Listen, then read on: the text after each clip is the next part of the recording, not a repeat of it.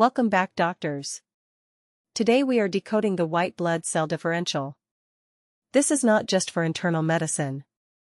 As a psychiatry resident, mastering this skill is essential for ensuring medication safety, catching dangerous drug reactions like DRESS syndrome, and ruling out medical mimics of psychiatric illness. We are going to break this down into a 5-step integrated approach. Step 1 is the total WBC filter. This is your quantitative screening. If you see leukocytosis, meaning a count over 11,000, you need to think about neuroleptic malignant syndrome, acute infection, or simply the side effects of lithium or corticosteroids. On the flip side, leukopenia, or a count under 4,000, should raise flags for viral infections or bone marrow suppression caused by drugs like carbamazepine. Step 2 is the neutrophil filter, also known as the safety and sepsis filter. For us, the Absolute Neutrophil Count or ANC is the holy grail. If you are prescribing Clozapine, you know the drill. You need an ANC of at least 1500, or 1000 if your patient has benign ethnic neutropenia. If you see a high count with a left shift, meaning bands or stabs are present, that is an acute bacterial infection recruiting immature cells. But if you see neutropenia, stop and check the med list. Beyond Clozapine, look for Valproate, carbamazepine, risperidone, and mirtazapine. Also, do not forget to look at the morphology.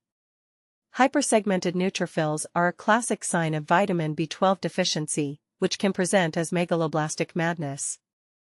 Step 3 is the eosinophil and basophil filter, or the hypersensitivity filter. This is where you catch allergic reactions.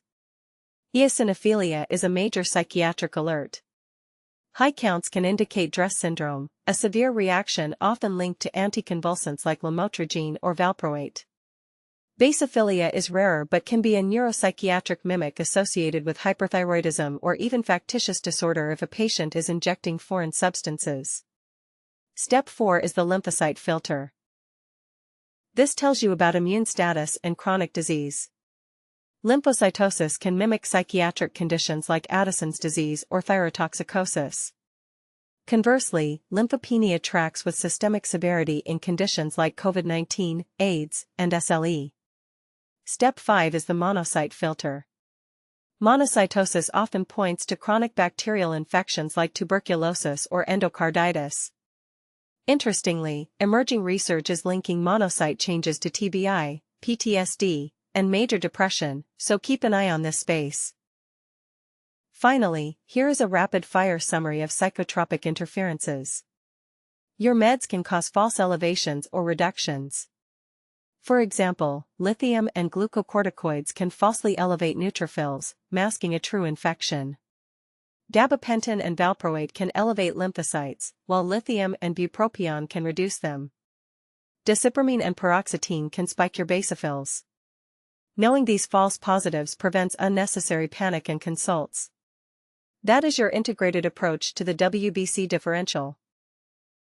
If you want to stay sharp on the wards and ace your boards, make sure to like this video and subscribe for more high-yield psychiatry breakdowns. See you in the next one.